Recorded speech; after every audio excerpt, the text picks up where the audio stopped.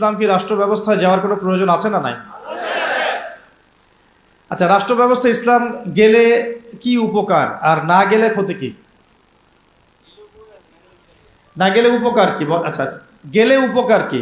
দু একটা উপকার বলেন দেখি। একজন একজন ভাই বলেছেন সমাজে শান্তি প্রতিষ্ঠিত হবে। আর আস্তে আস্তে একজন একজন বলেন। ইসলামী শাসন ব্যবস্থা প্রতিষ্ঠিত হবে। আর দুর্নীতি হবে না। আর হ্যাঁ, দুর্নীতি মুক্ত সমাজ হবে। আর হ্যাঁ, ইফটিজিং হবে না। এই তো। আর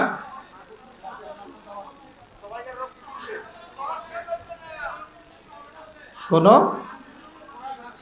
কোরআন হাদিসের বাইরে কোনো বিধান থাকবে না। আচ্ছা, সকল ধর্মের অধিকার নিশ্চিত হবে। কত?